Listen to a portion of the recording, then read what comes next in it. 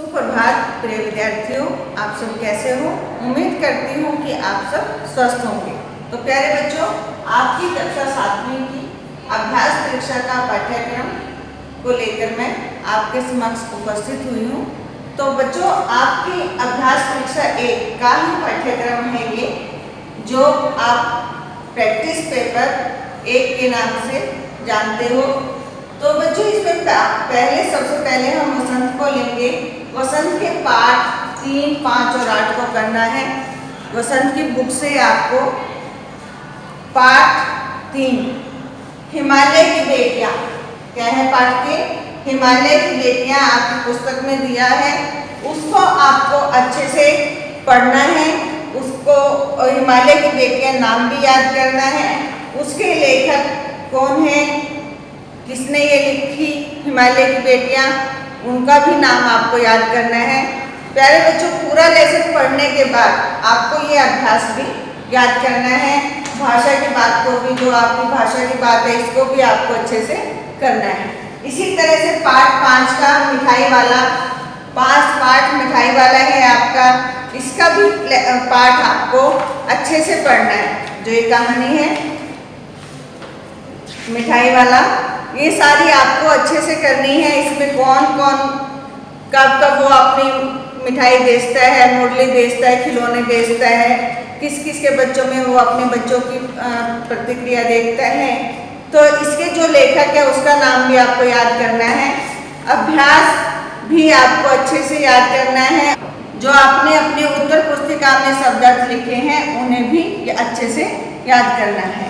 इसके बाद आपका तीसरा पाठ है पाठ 8 शाम एक किसान। इसका भी बच्चों ये कविता है आपकी शाम एक किसान, पाठ 8 पर। इसे भी आपको अच्छे से पढ़ना है। वीडियो में मैंने आपको पूरा इसका अर्थ बताया था, उसे एक बार देखना और समझना उसके अर्थ को, और उसके शब्दार्थ भी करने हैं। कविता का नाम, कवि का नाम भी याद करना है। आपको अभ्यास में दिए गए प्रश्नों को याद करना है, बोलियां याद करनी है, भाषा की बात को भी अच्छे से याद करना है। जैसे इसमें दिए गए हैं वाक्य बनाने, वो भी आप अच्छे से करें बच्चों, ठीक है। अब हम चलते हैं व्याकरण की तरफ। व्याकरण पाठ 7, 8, 9 और 10 इनको करना है।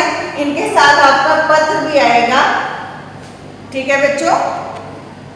आपकी ग्रामर की बुक में व्याकरण के शब्द भंडार में आपको विलोम शब्द करने हैं, जो आपके पेज नंबर 54 पर है, और दोनों लाइनें करनी है इसकी। आपको पहली लाइन और दूसरी लाइन को अच्छे से याद करना है, कहीं से भी आपसे पूछा जा सकता है। उसके बाद है श्रुति भिन्नार्थक शब्द, अचल से लेकर विद्या तक। अचल से लेकर विद्या तक पहली लाइन पूरी, और दूसरी लाइन के नीचे से 2 शब्दों को छोड़कर बाकी पूरी लाइन। तो इसमें आपको इन दोनों लाइनों को करना है, क्योंकि इसमें शब्द भिन्नार्थक, अर्थ भिन्न नजर आएंगे आपको। उनके एक जैसा शब्द नजर आएगा और उसके अर्थ भी भिन्न नजर आएंगे। उसके बाद है बच्चों आपके पास पाठ 8। जो पाठ 8 है वो संज्ञा का है। पाठ 8 संज्ञा का है आपका। आपको ये पूरा पाठ अच्छे से पढ़ना है बच्चों। इसमें भाववाचक संज्ञा किस प्रकार बनती है, किन किन से बनती है। जैसे संज्ञा से भाववाचक संज्ञा का निर्माण होता है, सर्वनाम से भाववाचक संज्ञा का निर्माण होता है, विशेषण से भाववाचक का, क्रिया से भाववाचक संज्ञा का निर्माण, ये सारा आपको पढ़ना है। आपका इंटरनल भी आएगा। और बुक वर्क जो आपका पुस्तक, अभ्यास पुस्तक है, वो भी आपको अच्छे से करनी है, ठीक है बच्चों। उसके बाद है आपका संज्ञा के रूपांतर, जिसमें पाठ नंबर 9 है लिंग, वचन और कारण।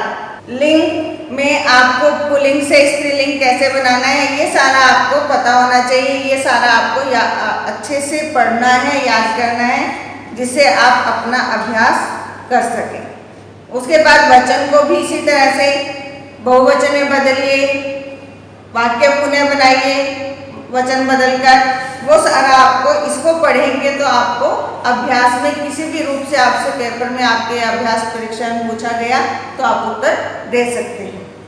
उसके बाद आते हैं कारक। कारक की पहचान होनी चाहिए, कौन सा कारक है, हर तरह से आप इसको अंदर से पढ़ेंगे तो आपको अच्छे से समझ में आएगा और अच्छे से आप अपना उत्तर दे सकते हैं। फिर है बच्चों आपका पाठ नंबर 10 सर्वनाम। सर्वनाम कितने हैं, उसके भेद सारे भेदों में वाक्य किस प्रकार बनते हैं, उन सबको आपको जान लेना है।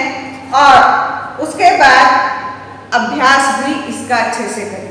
ये थी बच्चों आपकी व्याकरण पाठ 7, 8, 9, 10। पत्र है, आपको नियम बताए गए हैं पत्र के, मैंने अपने वीडियो में नियम बताए हैं। तो बच्चों नियम के अकॉर्डिंग आपके पास पत्र कहीं से भी आ सकता है। मान लो आपने बीमारी का किया है अवकाश पत्र, तो आपको उससे संबंधित कोई भी आ सकता है, या आपकी पुस्तक में से कोई भी पत्र आ जाए तो आप उन पत्रों को पढ़ना, उनसे संबंधित कोई भी पत्र पूछे जा सकते हैं। ज़्यादातर आप नियम को ध्यानपूर्वक पढ़ना। उसके बाद है आपका बाल महाभारत कथा। बच्चों ये आपकी अभ्यास परीक्षा 1 में पाठ 1 से 10 आए। मैंने आपको दोनों रूपों में अपनी अभ्यास पत्रिका दी है, प्रश्न उत्तर के रूप में भी और अपठित गद्यांश के रूप में भी मैंने आपको अपनी अभ्यास पत्रिका के रूप में आपसे बताया है कि किस प्रकार हम इसमें से प्रश्न उत्तर कर सकते हैं।